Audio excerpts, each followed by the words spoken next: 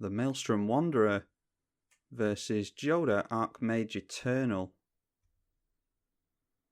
Now then, if we can get some lands going with that preordain, then I think we've got half a chance. We're also on the draw, so hopefully we'll be able to get something working with this game. Jodah Archmage Eternal is a Jeskai, well, it's Jeskai costed, but it's actually a Wooburg commander. 4 mana for a 4/3 with flying. Pay Wooburg for spells rather than paying their actual mana cost. Miri's Guile or Preordain? I think Miri's Guile. We'll just have to blindly hope that there is another land on top. Worst case scenario, we just go for the Preordain next turn and try and get into a land that way. But we would preferably like to get the Lotus Cobra down next turn. Then we can start ramping with that. Maelstrom Wanderer is 5, 6, 7, 8 mana for a 7/5. Creatures we control have haste, and when we cast the Maelstrom Wanderer, we cascade twice. Let's say yes and yield always to those. And fingers crossed for a land on top. We have 38 lands in the deck, so we ought to draw into some here. We don't want to see any of those, so I'm actually not against shuffling those 2 away. Let's go for the Misty Rainforest and shuffle away those effects. And then we just go for a Tiger because we do have lots of blue in hand, but I don't want to lose access to green mana because green is our means of ramping and tutoring up lands. So if our opponent wastelands our tropical island when we haven't gone for a green source, then we're going to struggle. Not the fastest start that we'd like to get off to with Maelstrom Wanderer, but we've at least got half a chance of getting into some brand new cards with Miri's Guile. Our opponent went for Lotus Bloom there, suspend 3 in 3 turns. That will come down and, well, it's a Black Lotus effectively. Fierce Empath will search for something with 6 converted mana cost or greater. And our opponent seems well on the way to Wooburg. That is black, white, green or red.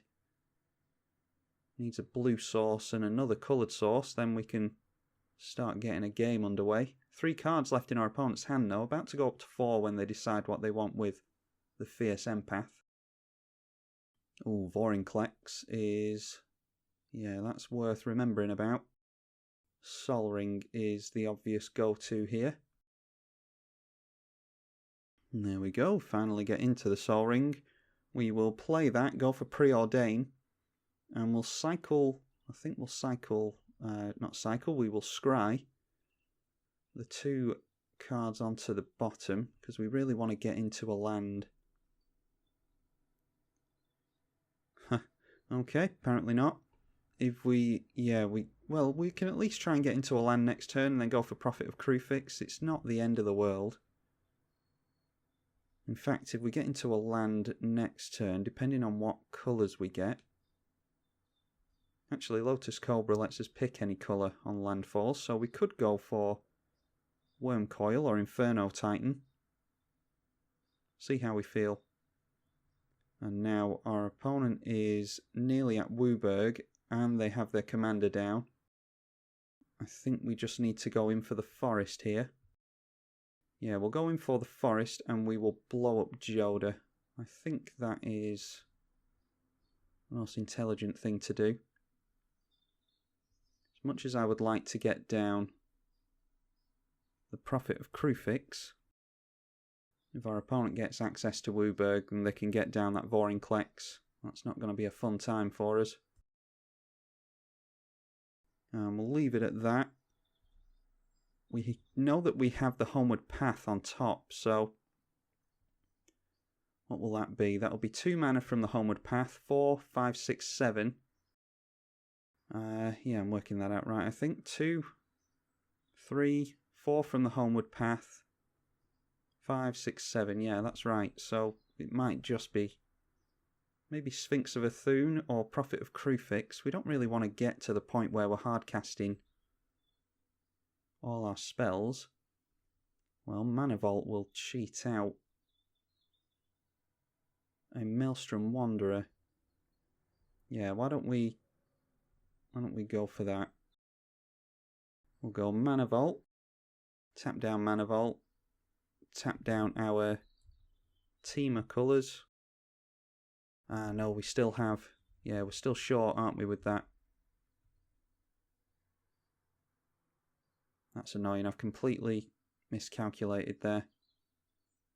Oh well, we can do it next turn. So instead,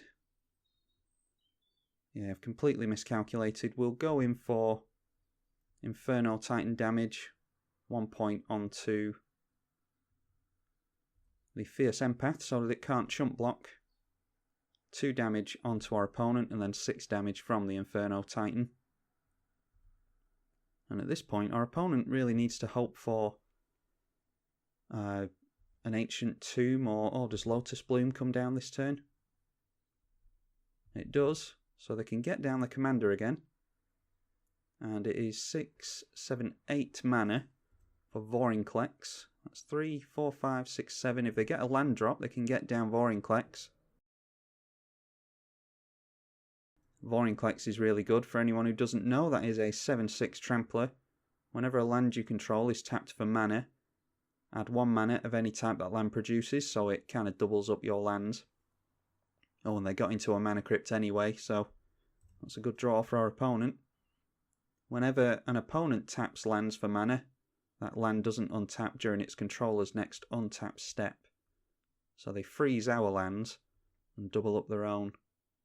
It's a really good resource swing for our opponent, and it looks like that's what they might be going into here. And they certainly are. We'll see what we put on top with Miri's Guile. Boundless Realms is... yeah. And we will end up shuffling these 2 cards away. Or actually, no, we draw into... yeah, so we'll go Solemn Simulacrum. We will cascade into Boundless Realms and we'll play the Homeward Path. Obviously not going to pay 4 for the Mana Vault because it's already untapped. And actually, is it more intelligent just to play Prophet of Krufix because that will untap our lands? I think it is now that I've actually thought about it. Yeah, so we'll go for that. And then we'll see if our opponent wants to trade their Vorinclex for an Inferno Titan. If they don't, it's 9 damage to them. They get lightning bolted from the Inferno Titan. And then they can trade if they want to. But I think as it stands now, we win that race. Now, our opponent may get into something really good with that Vorinclex because they have 2, 4, 6, 8, 10 mana. Maybe 12 if they get a land drop. There you go, shocking in, or I assume they are shocking in, a Hallowed Fountain. Yes, they do, down to 7 life. They're on quite a clock here now. 4 cards in hand. Elesh Norn does not get rid of our Prophet of Krufix, which is all I really care about here. Lotus Cobra it does kill, but we can't do that anyway. Yeah, we'll just let that land. And our opponent opts not to swing in. Let's just go for flying over our opponent with Sphinx of we can't get down Sphinx of Athun because we don't have blue mana. I think it's just Maelstrom Wanderer going wide. 3, 4, 5, 6, 7 and 8. Yeah, we definitely have enough this time. Yeah, Boundless Realms is still on top. We'll draw into the Solemn. So Boundless Realms and then Solemn. We draw into Solemn, and we reveal the Boundless Realms from Maelstrom Wanderer. Now then, let's see what we get after our Boundless Realms. Boundless Realms gives us 4 basics. We will go for a mountain, a forest, and a couple of islands, because we do have plenty of blue cards in hand. And then hope for something good off this cascade. Urban Evolution, well, draws us some cards at the very least, and we can play those lands. Our mana is well and truly fixed now. We can just go in for, we'll sack these for some shocks, and then we'll just pass it over to our opponent like that. We're just on the go wide plan, I think. We can't get any damage through to them other than the Inferno Titan damage, and we will lose 2 of our creatures if we do that, so it's not worth the 3 points of damage. We just want to take advantage of Prophet of Kruphix here. If they want to swing in with anything, we can get down our Wormcoil Engine. That's a really good blocker because it has Death Touch. We can also Arcanist the Omnipotent, and that can draw us 3 cards straight away with its tap effect because it will have haste. Iona Shield of Emeria. How much mana do we have? 3, 6, 9 and 10. Let me double check. 2, 4, 6, 8 and 10. I'm going to get down the Arcanist here, actually. No, I'll get down Sphinx of Athum because it can fly over our opponents, although that doesn't matter with Iona, does it? Yeah, I think we're best just going for Arcanist here. I'm assuming our opponent is going to name blue because they might be scared of a Cyclonic Rift. They certainly do name blue, so why this card was printed, I don't know. This is one of those cards I really don't like. Not so bad in a 3-colour deck, but in a mono-coloured deck, this will just lock you out of the game. Your opponents can't cast spells of the chosen colour. So now, as long as Iona is on the field, we cannot cast blue spells. And that means we can't recast Maelstrom Wanderer multiple times, which is what we really like to do in this deck. Mana Reflection isn't terrible. We can't cast Teferi. What about See the Unwritten? I think See the Unwritten is pretty good, so Teferi, Kodama's Reach, and See the Unwritten. And we will say no to that. I wish our opponent would auto-yield with that Vorinclex trigger. Having to stop every time I tap a land. I'm just opting to go for Wormcoil Engine here, because that is a real threat to our opponent. We'll go in for our Inferno Titan and the Wormcoil Engine, and it does mean that they have to block here.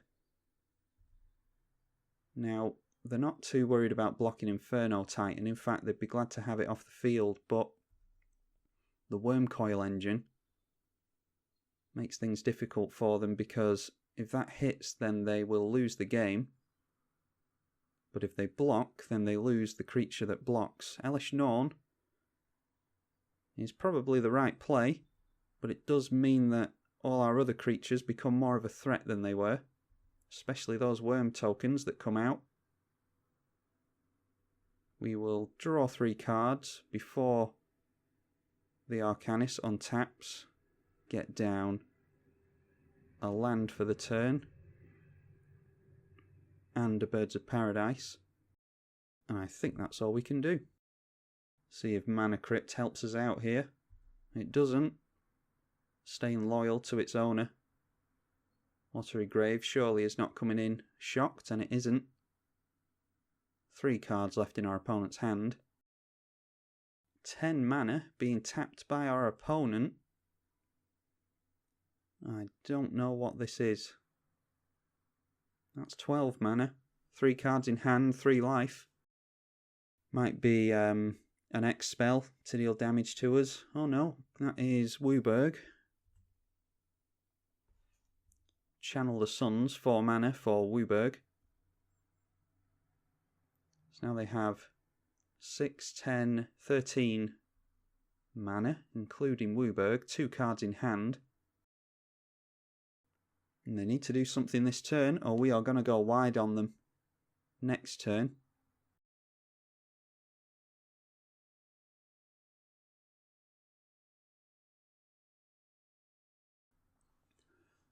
Alright, I've been sat here now for about, well, let's have a look, about 3-4 minutes, something like that. Our opponent just added a bunch of mana to their mana pool. They have 2 cards in hand, and now they're just sat there doing nothing.